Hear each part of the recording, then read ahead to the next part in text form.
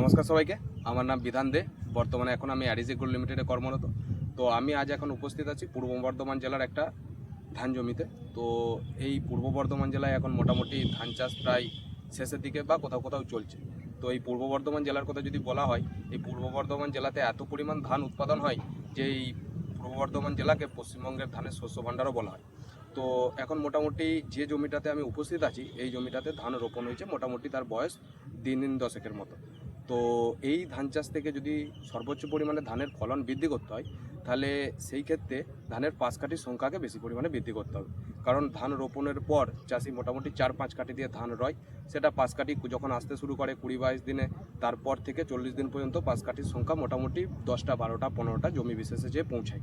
তো এখন যদি একটা ধান গোছে দেখেন, তো এই গাছটাতে এখন মোটামুটি 1টা 2টো 3টে টোটাল 6টার মতো পাশ কাঠি আছে, যার বয়স হচ্ছে মোটামুটি 10 দিনের মতো।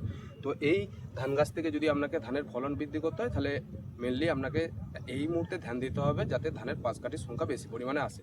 তো এই পাশ কাঠির সংখ্যা বেশি পরিমাণে আপনাকে আনতে গেলে কী করতে হবে? অ্যাডিস এগ্রো লিমিটেডের একটা প্রোডাক্ট জিঙ্ক সালফেট, যেটার মধ্যে জিঙ্ক আছে 33% এবং সালফার আছে 15%। এই জিঙ্ক সালফেট আপনাকে বিঘা প্রতি 1 কেজি হারে ব্যবহার করতে হবে। এই জিঙ্ক আর সালফার আপনি যদি একসাথে আপনার জমিতে মোটামুটি 20 থেকে 22 দিনের মধ্যে, বা ধান রোপণের প্রথমের দিক থেকে শুরু করে 20 থেকে 22 দিনের মধ্যে যে কোনো সময় আপনি যদি আপনার ধান জমিতে ব্যবহার করেন, তাহলে আপনার ধানের পাশ কাঠির সংখ্যা বেশি পরিমাণে আসবে। ধানের খৈরা যে রোগ আছে, সেই ধানের খৈরা রোগকে প্রতিরোধ করবে, এবং এই জিঙ্ক আপনার ধান গাছকে সবুজ সতেজ রাখতে সহযোগিতা করবে এবং সর্বোচ্চ পরিমাণে ফলন আনতে সহযোগিতা করবে। তো যে সমস্ত চাষি ভাইয়ের ধানের বয়স মোটামুটি এখন ধানের মূল জমিতে রোপণ করার পর মোটামুটি 15, 16, 17 দিন বা 20 দিনের মধ্যে আছে, তারা মোটামুটি বিঘা প্রতি 1 কেজি হিসেবে অ্যাডিসের জিঙ্ক সালফেট, যে জিঙ্ক সালফেটের ছবিটা আপনার স্ক্রিনেতে আপনি দেখতে পাবেন, এই জিঙ্ক সালফেট বিঘা প্রতি 1 কেজি হারে ব্যবহার করুন। তাহলে কী হবে? তাহলে প্রচুর পরিমাণে ধানেতে আপনার পাশ কাঠি আসবে, এবং পরে এই পাশ কাঠি থেকে যদি সুস্থ সবল ধান আপনি পরিণত করতে পারেন, তাহলে আপনি ধানে অধিক লাভবান হবেন।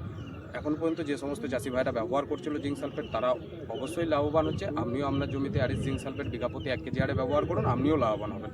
ব্যবহার কি নিয়ম, কীভাবে ব্যবহার করবেন? এই জিঙ্ক সালফেট আপনি বিঘা প্রতি 1 কেজি বালির সাথে অথবা ইউরিয়ার সাথে অথবা পটাশ সারের সাথে আপনার বিঘা প্রতি 1 কেজি করে ছড়িয়ে দেবেন, এবং ছড়িয়ে দেওয়ার পর চেষ্টা করবেন জমিতে যেন 1 থেকে 2 দিনের মতো জলটা বেঁধে রাখা যায়।